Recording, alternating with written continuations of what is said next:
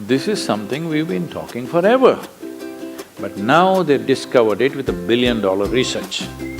And I have seen hundreds and thousands of people who just become healthy and well. If something appears on my plate, if I just feel this, I know what to eat and what not to eat. You eat something today and see, just learn to observe how agile and how active your body feels after eating this food.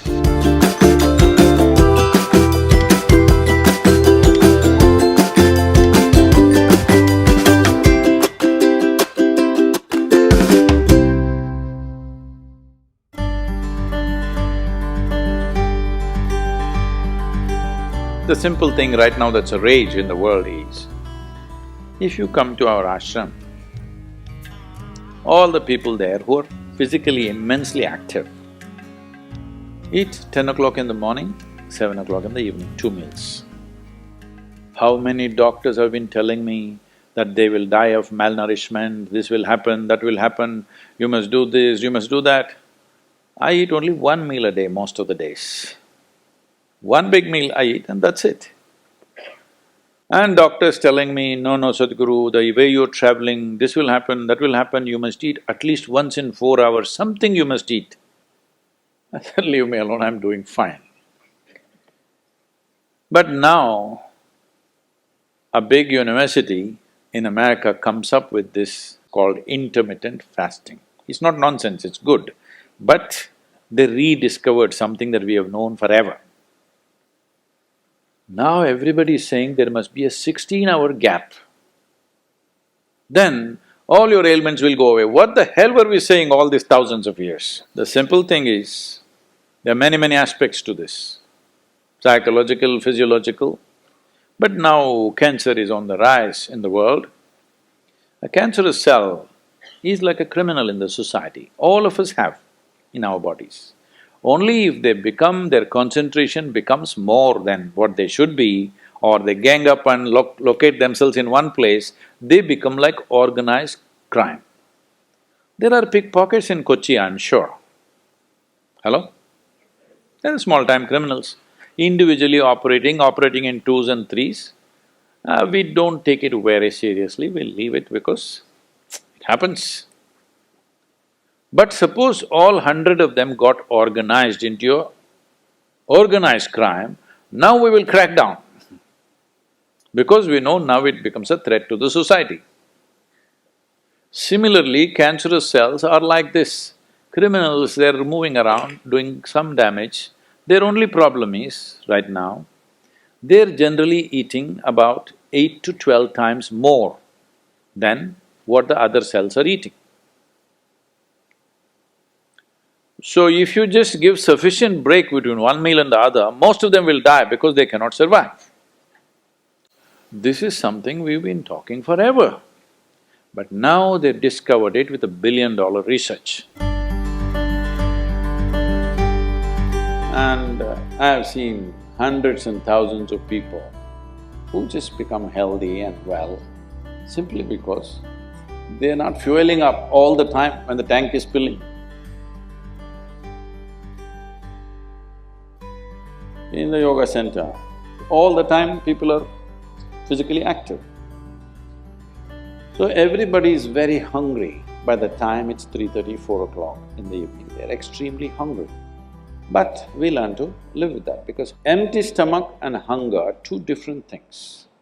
Hunger means your energy levels start dropping.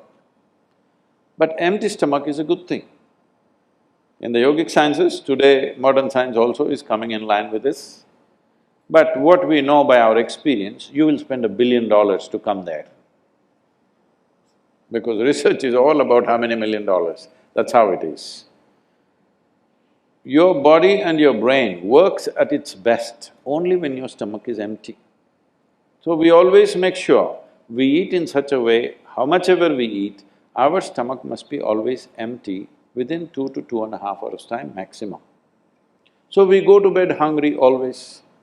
People think they cannot sleep. They can sleep. On an average, for 25 years on an average, I slept only 2.5 to 3 hours. These days I'm getting little lazy and sleeping anywhere between 3.5 to 4.5 hours in spite of the level of travel that I have. When I say level of travel, if I say my level of travel in the next few days, you will fall off your chair. Yes? Should I tell you? No, not necessarily. Because in the next 10 days, I'm in 5 different countries doing I don't know how many events, all kinds of events. So, you're able to keep this up simply because you don't overeat. It's very, very important. Everybody eats 2 meals. I generally eat only 1 meal, 4:35 in the evening, because I don't like to sit in front of the plate and worry about how much to eat. I like to eat well.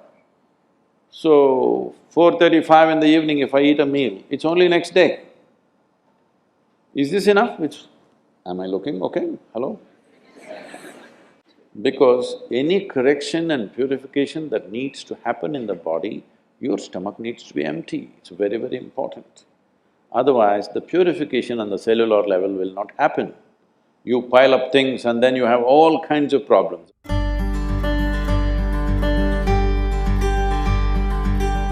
When you… when you don't touch the food, you do not know what it is. If food is not good enough to be touched, I don't know how it's good enough to be eaten.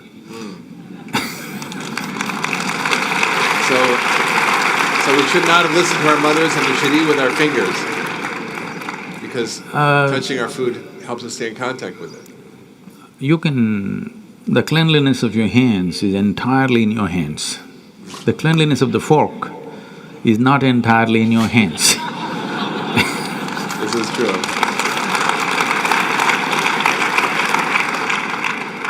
And nobody else but you have used these hands.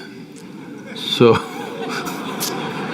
there is an assurance as to how clean or not clean it is right now. The fork, you do not know who's used it, how they've used it, for what they used it. And all they have to do is wipe it with a tissue and give it to you and it looks pretty clean. Above all, you don't feel the food. The first thing that's been taught to us is, if food appears in front of you, to hold your hands upon the food for a few moments, just to feel how the food is. If something appears on my plate, if I just feel this, I know what to eat and what not to eat, what I should not eat. I don't taste it and then reject it, I just don't eat. Because my hands are the first level, not tasting in the sense the tongue tastes, but knowing the food. First thing is knowing the food. You want to know a person, you guys go and shake their hands. I'm usually avoiding that, but That's a good strategy. But the food that's going to become a part of you, first thing is your hands. Even if you physically don't touch it, just being conscious and being there, it clearly tells you how the food will behave within you. Whether this particular food on this particular day, should it go into you or not, because every day your body is not the same thing. Every day, every moment it's different. If you feel the food, you just know whether this food has to go into you on this day or not. If that much awareness is brought in, we don't have to go on telling people what they should eat. Every meal they must decide what they should eat in that meal. There is no one prescription that this is what you should eat for your life. That will feel too claustrophobic, that only this I can eat.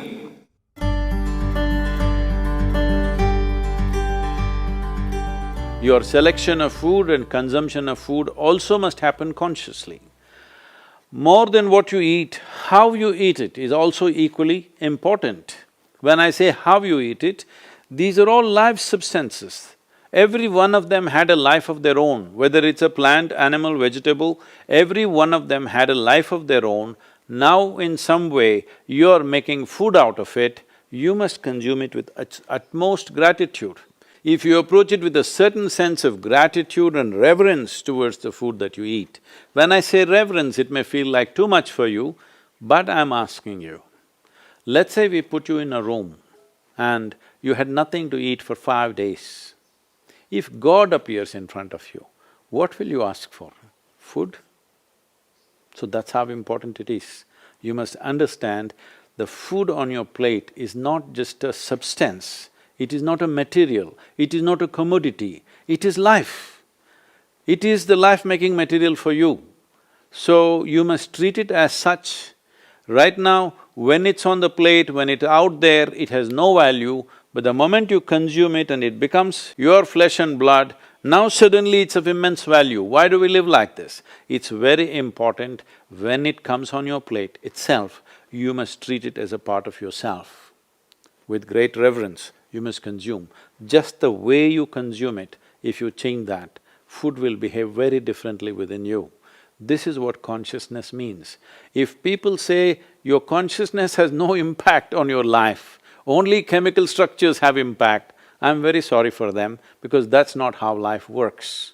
Human consciousness has a deep and profound impact on everything that we touch, especially the food that we are making another life as a part of ourselves. When we are doing such an act, it's very, very important we treat it with utmost gratitude and reverence.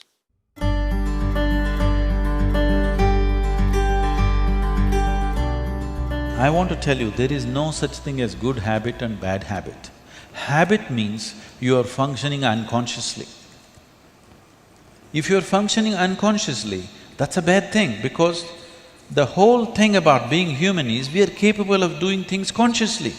That is the beauty of being human, that we can do everything consciously. What an animal does unconsciously, we can do the same thing consciously. We can eat unconsciously or we can eat consciously. We can breathe unconsciously or we can breathe consciously. Everything that we can do it consciously. The moment we do something consciously, suddenly that human being looks very refined and wonderful.